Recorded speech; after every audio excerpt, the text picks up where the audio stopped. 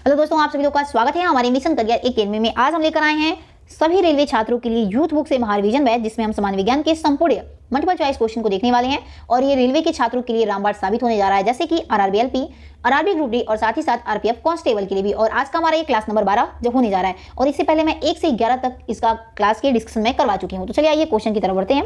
Question दिया है, किसी प्रतिरोधक के माध्यम से प्रवाहित होने वाली धारा किसके व्युत्क्रमापाती होती है? तो ये प्रतिरोध के व्युत्क्रमापाती होती है। ऑप्शन नंबर बी हमारे यहाँ पे करेक्ट हो जाएगा।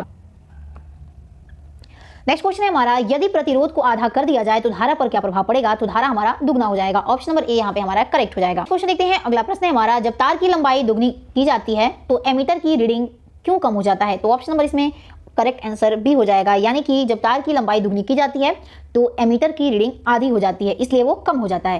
नेक्स्ट क्वेश्चन देखते हैं, तार की लंबाई दुगनी करने पर एमीटर की रीडिंग किस प्रकार प्रभावित होती है? तो ऑप्शन नंबर बी करेक्ट हो जाएगा, यह आधी रह जाती है। नेक्स्ट क्वेश्चन देखते हैं, अगला प्रश्न है हमारा, जब 2 या 2 से अधिक प्रतिरोधों को एक दूसरे के साथ क्रमवार जोड़ा जाता है तो उसे हम क्या कहते हैं? तो उसे हम श्रेणी क्रम में जोड़ते हैं। ऑप्शन नंबर सी हमारा यहाँ पे करेक्ट हो जाएगा। नेक्स्ट क्वेश्चन देखते हैं, अगला प्रश्न है हमारा, किसी विद्युत परिपथ में उत्पन्न ऊष्मा किसके समानुपाती होती है? तो ये धारा के स्क्वायर के समानुपाती होती है। ऑप्शन नंबर बी यहाँ पे हमारा करेक्ट हो जाएगा। नेक्स्ट क्वेश्चन देखते हैं, अगला प्रश्न है हमारा, सौर पैनल में कौन सी ऊर्जा किस ऊर्जा में रूपांतरित हो जाती है? तो ऑप्शन नंबर बी करेक्ट हो जाएगा, यानी कि सौर पैनल में सौर ऊर्जा ये विद्युत ऊर्जा में रूपांतरित हो जाती है। ऑप्शन नंबर बी हमारे यहाँ पे करेक्ट हो जाएगा। हमारा, निम्न में से किस प्रक्रिया के द्वारा किसी कुंडली में विद्युत ऊर्जा उत्पन्न की जा सकती है? तो ऑप्शन नंबर बी करेक्ट हो जाएगा, यानी कि कुंडली और चुंबक की सापेक्ष की गति के द्वारा किसी भी कुंडली में हम विद्युत ऊर्जा को उत्पन्न कर सकते हैं। नेक्स्ट क्वेश्चन देखते हैं, एच यानी कि ऊष्मा, आई यानी कि धारा, आर यानी कि प्रतिरोध और टी यानी कि समय के बीच सही संबंध को बताइए। तो ऑप्शन नंबर सी हमारे यहाँ पे करेक्ट हो जाएगा, यानी कि H = I स्क्वायर RT होता है, ये हमारा फॉर्मूला है ऊष्मा का। नेक्स्ट क्वेश्चन देखते हैं, अगला प्रश्न है हमारा, विद्युत धारा द्वारा उत्पन्न ऊष्मा के लिए सही सूत्र इनमें से कौन है? तो option number correct answer C हो जाएगा, यानी कि H = V × I × T हो जाएगा हमारा। ध्यान दीजिएगा, V हमारे यहाँ पे वोल्टेज के सापेक्ष में पूछा है, तो यहाँ पे ऑप्शन नंबर सी हमारे यहाँ पे करेक्ट हो जाएगा। नेक्स्ट क्वेश्चन देखते हैं, अगला प्रश्न है हमारा, किसी विद्युत परिपथ में विद्युत ऊर्जा के क्षय होने की दर क्या कहलाती है? तो उसे हम विद्युत शक्ति कहते हैं। ऑप्शन नंबर बी हमारा यहाँ पे करेक्ट हो जाएगा। क्वेश्चन देखते हैं, अगला प्रश्न है हमारा, 1 सेकंड में उपयुक्त विद्युत ऊर्जा क्या कहलाती है? तो इसे हम शक्ति कहते हैं। ऑप्शन नंबर डी हमारा यहाँ पे करेक्ट हो जाएगा। नेक्स्ट क्वेश्चन देखते हैं, अगला प्रश्न है हमारा, ध्यान दीजिएगा यहाँ पे ये जूल होगा, यहाँ पे मिस्टेक हो गया, मिस्टेक लिखा है। जूल के तापन प्रभाव यानी कि जूल हीटिंग इफेक्ट के कारण उत्पन्न ऊष्मा यानी कि H किसके अनुक्रमापाती होती है? तो option number correct answer D हो जाएगा, यानी कि ये धारा के वर्ग के अनुक्रमापाती होती है। ऑप्शन नंबर डी हमारे यहाँ पे करेक्ट हो जाएगा। नेक्स्ट क्वेश्चन देखते हैं, अगला प्रश्न है हमारा, विद्युत बल्ब पर प्रदर्शित विद्युत की रेटिंग 100 वाट का क्या मतलब होता है? तो ऑप्शन नंबर बी करेक्ट हो जाएगा, यानी कि 100 वाट का मतलब होता है कि बल्ब प्रति सेकंड 100 जूल विद्युत ऊर्जा व्यय करता है, यानी कि वो खर्च करता है। ऑप्शन नंबर दूसरा हमारे यहाँ पे करेक्ट हो जाएगा। नेक्स्ट क्वेश्चन देखते हैं, अगला प्रश्न है हमारा, विद्युत ऊर्जा की वाणिज्यिक इकाई क्या है? तो ऑप्शन नंबर सी करेक्ट हो जाएगा, यानी कि विद्युत ऊर्जा की जो वाणिज्यिक इकाई होती है वो किलोवाट घंटा होता है। नेक्स्ट क्वेश्चन देखते हैं, अगला प्रश्न है हमारा, तरल पदार्थ में प्रवाहकत्व कब शुरू होता है? तो ऑप्शन नंबर सी करेक्ट हो जाएगा, जब धनात्मक और ऋणात्मक प्रभावों की गति मौजूद होती है तब तरल पदार्थ में प्रवाहकत्व शुरू हो जाता है। ऑप्शन नंबर सी हमारे यहाँ पे करेक्ट हो जाएगा। नेक्स्ट क्वेश्चन देखते हैं, घरों, उद्योगों इत्यादि में उपयोग की गई विद्युत ऊर्जा को सामान्यतः किस में व्यक्त किया जाता है? तो इसे किलोवाट घंटा में व्यक्त किया जाता है। ऑप्शन नंबर ए हमारे यहाँ पे करेक्ट हो जाएगा। नेक्स्ट क्वेश्चन देखते हैं, अगला प्रश्न है हमारा, उद्योगों और वाणिज्य प्रतिष्ठानों में उपयोग की जाने वाली ऊर्जा को आमतौर पर किससे दर्शाया जाता है? तो इसे हम किलोवाट घंटा में दर्शाते हैं। ऑप्शन नंबर ए हमारे यहाँ पे करेक्ट हो जाएगा। नेक्स्ट क्वेश्चन देखते हैं, अगला प्रश्न है हमारा, विद्युत कार्य की दर अथवा विद्युत ऊर्जा व्यय होने की दर को क्या कहते हैं? तो ऑप्शन नंबर डी करेक्ट हो जाएगा, यानी कि विद्युत कार्य की दर अथवा विद्युत ऊर्जा व्यय होने की दर को हम शक्ति कहते हैं। ऑप्शन नंबर लास्ट हमारे यहाँ पे करेक्ट हो जाएगा। नेक्स्ट क्वेश्चन देखते हैं, विद्युत जनरेटर में विद्युत उत्पन्न करने हेतु चालक को किस क्षेत्र में घुमाने के लिए कौन सी ऊर्जा प्रयुक्त होती है? तो ऑप्शन नंबर सी करेक्ट हो जाएगा, यानी कि विद्युत जनरेटर में विद्युत उत्पन्न करने हेतु चालक को चुंबकीय क्षेत्र में घुमाने के लिए यांत्रिक ऊर्जा का प्रयोग करना पड़ता है। ऑप्शन नंबर सी हमारे यहाँ पे करेक्ट हो जाएगा। नेक्स्ट क्वेश्चन देखते हैं, अगला प्रश्न है, निम्न में से कौन सा उपकरण विद्युत धारा के तापीय प्रभाव पर आधारित नहीं है? ध्यान दीजिएगा, नहीं पूछा है विद्युत केतली या फिर विद्युत बल्ब या ओवन या फिर विद्युत जनित्र बोला है, तो ऑप्शन नंबर इसमें करेक्ट आंसर डी हो जाएगा, यानी कि विद्युत जनित्र। नेक्स्ट क्वेश्चन देखते हैं, बल्ब के फिलामेंट का गलनांक कितना होता है और ये किस धातु से बना होता है? तो उसका गलनांक उच्च होता है। ऑप्शन नंबर ए इसमें करेक्ट होगा, और वो प्रबल धातु का बना होता है। नेक्स्ट क्वेश्चन देखते हैं, रासायनिक ऊर्जा को विद्युत ऊर्जा में परिवर्तित करने वाले उपकरण को क्या कहा जाता है, तो उसे हम वोल्टेज सेल कहते हैं। ऑप्शन नंबर डी हमारे यहाँ पे करेक्ट हो जाएगा। नेक्स्ट क्वेश्चन है, विद्युत मोटर किसके सिद्धांत पर कार्य करती है या किस ऊर्जा को किस ऊर्जा में परिवर्तित करती है, तो option number correct answer C हो जाएगा। यानी कि विद्युत मोटर हमारा फ्लेमिंग के बाएं हाथ के नियम पर ये कार्य करती है, और वही बात करें तो ये विद्युत ऊर्जा को यांत्रिक ऊर्जा में परिवर्तन करता है। ऑप्शन नंबर हमारा सी यहाँ पे करेक्ट हो जाएगा। विद्युत मोटर में किसके दिक् परिवर्तन और बैटरी के टर्मिनलों के बीच संपर्क के रूप में कार्य करता है, तो ऑप्शन नंबर बी करेक्ट हो जाएगा। यानी कि कार्बन ब्रश और बैटरी के टर्मिनलों के बीच में संपर्क में एक कार्य करता है। ऑप्शन नंबर बी यहाँ पे करेक्ट हो जाएगा। क्वेश्चन देखते हैं, अगला प्रश्न हमारा, घरों और उद्योगों में उपयोग करने हेतु अत्यधिक परिमाण की विद्युत धाराएं उत्पन्न करने के लिए किस उपकरण का प्रयोग करते हैं, तो हम विद्युत जनित्र का प्रयोग करते हैं। ऑप्शन नंबर सी यहाँ पे करेक्ट हो जाएगा। नेक्स्ट क्वेश्चन है, निम्न में से किस सुरक्षा उपकरण का सिद्धांत धारा के ऊष्मीय प्रवाह पर आधारित है, तो ऑप्शन नंबर डी करेक्ट हो जाएगा। यानी फ्यूज हमारा ये धारा के ऊष्मीय प्रवाह पर आधारित होता है। अगला प्रश्न है हमारा, कौन यांत्रिक ऊर्जा को विद्युत ऊर्जा में परिवर्तित करने वाला उपकरण है, तो विद्युत डायनेमो हमारा यांत्रिक ऊर्जा को ये विद्युत ऊर्जा में परिवर्तित करता है। ऑप्शन नंबर सी यहाँ पे हमारा करेक्ट हो जाएगा। नेक्स्ट क्वेश्चन देखते हैं, विद्युत मोटर किस में रूपांतरण होता है, तो ये ऑप्शन नंबर ए करेक्ट हो जाएगा। विद्युत ऊर्जा का यांत्रिक ऊर्जा में इसमें परिवर्तन होता है। नेक्स्ट क्वेश्चन देखते हैं, विद्युत मोटर एक ऐसा उपकरण है जो ये किस में परिवर्तित करता है, तो ऑप्शन नंबर सी करेक्ट हो जाएगा। ये विद्युत ऊर्जा को यांत्रिक ऊर्जा में परिवर्तित करता है। ऑप्शन नंबर सी हमारा यहाँ पे करेक्ट हो जाएगा। नेक्स्ट क्वेश्चन देखते हैं, विद्युत मोटर का कौन सा भाग उसमें प्रवाहित धारा के प्रवाह की दिशा को उल्टा कर देता है, तो वो विभक्त विलय को उल्टा कर देता है। ऑप्शन नंबर इसमें सी करेक्ट हो जाएगा। नेक्स्ट क्वेश्चन है, इलेक्ट्रिक जनरेटर वह उपकरण है जो किसको किस में परिवर्तित करता है, तो ऑप्शन नंबर करेक्ट हो जाएगा। यानी कि इलेक्ट्रिक जनरेटर ये यांत्रिक ऊर्जा को विद्युत ऊर्जा में परिवर्तित कर देता है।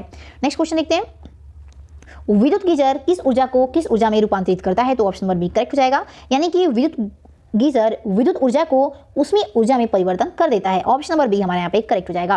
नेक्स्ट क्वेश्चन देखते हैं, गैल्वेनोमीटर परिपथ में संयोजित होने पर यह किसके उपस्थिति होने का संकेत बताता है, तो ऑप्शन नंबर ए करेक्ट हो जाएगा। यानी कि धारा के होने का संकेत बताता है। नेक्स्ट क्वेश्चन है, निम्नलिखित में से किस उपकरण में विद्युत मोटर प्रयुक्त नहीं होता है, तो यहाँ पे कुछ एग्जाम्पल दे रखे हैं, जैसे कि विद्युत पंखा, विद्युत मिक्सर, गैल्वेनोमीटर और कंप्यूटर, तो ऑप्शन नंबर ए हमारा इसमें करेक्ट हो जाएगा। यानी कि विद्युत पंखा में विद्युत मोटर का प्रयोग नहीं होता है।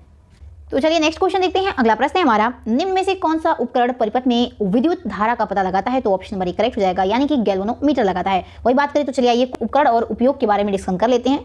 तो गैल्वेनोमीटर के बारे में अभी हमने डिस्कशन किया है। नेक्स्ट है एमीटर। तो एमीटर का प्रयोग हम तब करते हैं जब विद्युत धारा को एम्पियर में मापते हैं। नेक्स्ट है वोल्टमीटर। तो वोल्टमीटर का प्रयोग किसी विद्युत परिपथ में किन्हीं दो बिंदुओं के बीच विभवांतर यानी कि पोटेंशियल डिफरेंस को मापने के लिए करते हैं। अगला है इलेक्ट्रोमीटर। तो इलेक्ट्रोमीटर का प्रयोग हम विद्युत आवेश को मापने के लिए करते हैं। नेक्स्ट क्वेश्चन देखने वाले हैं अब हम। अगला क्वेश्चन है हमारा, इनमें से कौन रासायनिक ऊर्जा को विद्युत ऊर्जा में बदलता है, तो बैटरी हमारा ये रासायनिक ऊर्जा को विद्युत ऊर्जा में परिवर्तित कर देता है। नेक्स्ट क्वेश्चन देखते हैं, जनरेटर वह उपकरण है जो किस ऊर्जा को किस ऊर्जा में परिवर्तित करता है, तो जनरेटर हमारा ये यांत्रिक ऊर्जा को विद्युत ऊर्जा में परिवर्तित कर देता है। नेक्स्ट क्वेश्चन देखते हैं, एक जनरेटर किस ऊर्जा को किस ऊर्जा में रूपांतरित करता है, तो option number correct answer A हो जाएगा। यानी कि ये यांत्रिक ऊर्जा को विद्युत ऊर्जा में परिवर्तित कर देता है। नेक्स्ट क्वेश्चन देखते हैं। अगला प्रश्न हमारा, निम्नलिखित में से कौन सा उपकरण विद्युत चुम्बकीय प्रेरक की घटना पर आधारित है, तो जनरेटर हमारा ये विद्युत चुम्बकीय प्रेरक की घटना पर आधारित होता है। ऑप्शन नंबर डी करेक्ट हो जाएगा। बिजली की मोटर ये किस ऊर्जा को किस ऊर्जा में रूपांतरित करता है, तो ये विद्युत ऊर्जा को यांत्रिक ऊर्जा में परिवर्तित करता है। ऑप्शन नंबर सी यहाँ पे करेक्ट हो जाएगा। नेक्स्ट क्वेश्चन देखते हैं, निम्नलिखित में से कौन सा घटक विद्युत आवेश के रूप में ऊर्जा का भंडारण यानी कि संग्रहण करता है यानी इकट्ठा करता है, तो संधारित्र को। ऑप्शन नंबर ए हमारे यहाँ पे करेक्ट हो जाएगा। नेक्स्ट क्वेश्चन देखते हैं, किसके द्वारा एसी को डीसी में बदला जाता है, तो रेक्टिफायर द्वारा हम एसी को डीसी में परिवर्तित करते हैं। ऑप्शन नंबर बी हमारे यहाँ पे करेक्ट हो जाएगा। नेक्स्ट क्वेश्चन देखते हैं, निम्नलिखित में से किस उपकरण का प्रयोग प्रत्यावर्ती धारा को दृष्टि धारा में परिवर्तित करने के लिए किया जाता है, तो इसमें से दृष्टिकारी का यूज हम करते हैं। ऑप्शन नंबर सी हमारे यहाँ पे करेक्ट हो जाएगा। नेक्स्ट क्वेश्चन है, विद्युत धारा के मापन हेतु निम्न में से किस उपकरण का प्रयोग करते हैं, तो विद्युत धारा को हम मापने के लिए एमीटर का प्रयोग करते हैं। ऑप्शन नंबर बी यहाँ पे करेक्ट हो जाएगा। नेक्स्ट क्वेश्चन देखते हैं, विद्युत धारा मापने के लिए प्रयुक्त होने वाले यंत्र को क्या कहा जाता है, तो उसे हम एमीटर कहते हैं। ऑप्शन नंबर डी यहाँ पे हमारा करेक्ट हो जाएगा। नेक्स्ट क्वेश्चन है, निम्नलिखित में से कौन विद्युत धारा के ताप प्रभाव पर आधारित होता है, तो विद्युत धारा के ताप प्रभाव पर विद्युत हीटर आधारित होता है। ऑप्शन नंबर बी हमारा यहाँ पे करेक्ट हो जाएगा। अगला प्रश्न है हमारा, आधुनिक विद्युतीय जनरेटर किसके सिद्धांत पर कार्य करता है, तो ये विद्युतीय चुंबकीय प्रेरण के सिद्धांत पर कार्य करता है। ऑप्शन नंबर सी यहाँ पे हमारा करेक्ट हो जाएगा। नेक्स्ट क्वेश्चन देखते हैं। अगला प्रश्न है हमारा, विद्युत स्विचों को किसमें लगाया जाता है, तो ऑप्शन नंबर ए करेक्ट हो जाएगा। यानी कि इसे लाइव तार में लगाया जाता है। नेक्स्ट क्वेश्चन देखते हैं, विद्युत धारा को मापने के लिए किस उपकरण का प्रयोग करते हैं, तो हम एमीटर का उपयोग करते हैं। ऑप्शन नंबर सी यहाँ पे हमारा करेक्ट हो जाएगा। नेक्स्ट क्वेश्चन दिया है हमारा, किसके सामान्यतः विद्युत तापन उपकरणों में प्रयोग किया जाता है? तो ऑप्शन नंबर 1 करेक्ट हो जाएगा, यानी कि नाइक्रोम का प्रयोग हम विद्युत तापन उपकरणों के प्रयोग में करते हैं। अगला प्रश्न हमारा, टंगस्टन का उपयोग विद्युत बल्ब में क्यों किया जाता है? तो option number correct answer B हो जाएगा, क्योंकि इसका उच्च गलनांक होता है, इसलिए हम टंगस्टन का प्रयोग विद्युत बल्ब में करते हैं। क्वेश्चन हमारा दिया है यहाँ पे, निम्नलिखित में से कौन सा विद्युत के तापीय प्रभाव के व्यवहारिक अनुप्रयोगों पर आधारित नहीं है? ध्यान दीजिएगा, तो इलेक्ट्रिक घंटी हमारी ये तापीय प्रभाव के व्यवहारिक अनुप्रयोगों पर आधारित नहीं होती है। नेक्स्ट क्वेश्चन देखते हैं, किसी वस्तु पर विद्युत आवेश की उपस्थिति का पता लगाने के लिए किस उपकरण का प्रयोग करते हैं? तो उस समय हम इलेक्ट्रोस्कोप का उपयोग करते हैं। ऑप्शन नंबर दूसरा हमारा यहाँ पे बी ऑप्शन करेक्ट हो जाएगा। नेक्स्ट क्वेश्चन देखते हैं, अगला प्रश्न हमारा है, पावर ट्रांसफार्मर की कार्यप्रणाली का सिद्धांत किस पर आधारित होता है? तो ये हमारा फैराडे के नियम पर आधारित होता है। नेक्स्ट क्वेश्चन देखते हैं, एक परिणामित्र का कोर पटलित क्यों करते हैं? तो option number correct answer C हो जाएगा, क्योंकि भंवर धारा हानि को कम करने के लिए ऐसा करते हैं। ऑप्शन नंबर सी हमारे यहाँ पे करेक्ट हो जाएगा। एक सामान्य ट्रांसफार्मर किस पर कार्य करता है? तो ये हमारा प्रत्यावर्ती धारा यानी कि एसी पर कार्य करता है। ऑप्शन नंबर हमारा इसमें ध्यान दीजिएगा पहला करेक्ट होगा। ट्रांसफार्मर किसको किस में रूपांतरित करता है? तो ऑप्शन नंबर डी करेक्ट हो जाएगा, वो धारा एवं वोल्टेज दोनों को एक दूसरे में रूपांतरित करता है। नेक्स्ट क्वेश्चन है हमारा, विद्युत बल्ब में प्रकाश देने वाले पतले तार को क्या कहा जाता है? तो उसे हम फिलामेंट कहते हैं। ऑप्शन नंबर हमारा डी यहाँ पे करेक्ट हो जाएगा। नेक्स्ट क्वेश्चन देखते हैं, क्वेश्चन दिया है, इलेक्ट्रिक बल्ब में भरने हेतु निम्न में से किस गैस का प्रयोग करते हैं? तो उसमें हम आर्गन और नाइट्रोजन का उपयोग करते हैं। ऑप्शन नंबर डी यहाँ पे हमारा करेक्ट हो जाएगा।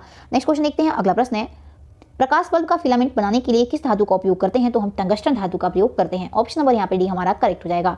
नेक्स्ट क्वेश्चन है, स्ट्रीट लाइटों में यानी सड़क के लाइटों में बल्ब को किस में जोड़ा जाता है? तो ऑप्शन नंबर ए करेक्ट हो जाएगा, इसे समांतर श्रेणी में जोड़ा जाता है। ऑप्शन नंबर ए हमारा यहाँ पे करेक्ट हो जाएगा। नेक्स्ट क्वेश्चन है, इलेक्ट्रिक बल्ब के फिलामेंट के लिए विशेष रूप से प्रयोग होने वाली धातु का नाम क्या है? तो उस धातु का नाम टंगस्टन होता है। ऑप्शन नंबर ए हमारे यहाँ पे करेक्ट हो जाएगा। नेक्स्ट क्वेश्चन है, विद्युत बल्ब का सूत्र यानी कि फिलामेंट आमतौर पर टंगस्टन का क्यों बना होता है? तो ऑप्शन नंबर बी करेक्ट हो जाएगा, क्योंकि इसका जो प्रतिरोधकता होता है वो उच्च होता है और गलनांक के कारण। ऑप्शन नंबर हमारा बी हमारे यहाँ पे करेक्ट हो जाएगा। तो चलिए आगे नेक्स्ट क्वेश्चन देखते हैं। अगला प्रश्न है हमारा, किस धातु का उपयोग इलेक्ट्रिक बल्ब के फिलामेंट बनाने के लिए किया जाता है? तो हम टंगस्टन का प्रयोग करते हैं। नेक्स्ट क्वेश्चन देखते हैं, कौन चालक के टर्मिनलों के बीच विभवांतर को बनाए रखने में मदद करता है? तो बैटरी हमारा ये मदद करता है। नेक्स्ट क्वेश्चन है, एक बैटरी किसी बल्ब को प्रकाशित करती है, इस प्रक्रिया में रूपांतरण किस प्रकार होता है? तो इस प्रक्रिया में जो रूपांतरण होता है वो रासायनिक ऊर्जा से विद्युत ऊर्जा में रूपांतरित होता है। ऑप्शन नंबर बी हमारे यहाँ पे करेक्ट हो जाएगा। नेक्स्ट क्वेश्चन देखते हैं, अगला प्रश्न है हमारा, डायनेमो में विद्युत धारा किसके सिद्धांत के उपयोग करके उत्पन्न की जाती है? तो option number correct answer A हो जाएगा, ये विद्युत चुंबकीय प्रेरण के सिद्धांत का उपयोग करके इसमें डायनेमो में विद्युत धारा उत्पन्न किया जाता है। ऑप्शन नंबर ए हमारे यहाँ पे करेक्ट हो जाएगा। क्वेश्चन देखते हैं, अगला प्रश्न है हमारा, नेक्स्ट क्वेश्चन देखते हैं हम। अगला प्रश्न है, चुंबक के उत्तरी ध्रुव पर चुंबकीय क्षेत्र रेखाएं कैसी होती हैं? तो ये ध्रुव से निकलने वाली रेखाएं होती हैं। ऑप्शन नंबर बी हमारा यहाँ पे करेक्ट हो जाएगा। तो चलिए दोस्तों, यहाँ पर हमने यूथ बुक के सामान्य विज्ञान का रिवीजन किया है। अगर आपको स्पीडी बुक का वंदे भारत सीरीज देखना है, जो रेलवे का प्रीवियस ईयर पेपर वहां पे मैंने डिस्कशन करवाया है, तो आप हमारे डिस्क्रिप्शन में जाके चेक कर सकते हैं, वहां पे मैं लिंक दे रखी हूं, या फिर आप प्लेलिस्ट में जाके चेक कर सकते हैं, वहां से आप वीडियो देख सकते हैं। तो चलिए दोस्तों, मिलते हैं अपने अगले वीडियो के साथ, तब तक के लिए जय हिंद, जय भारत।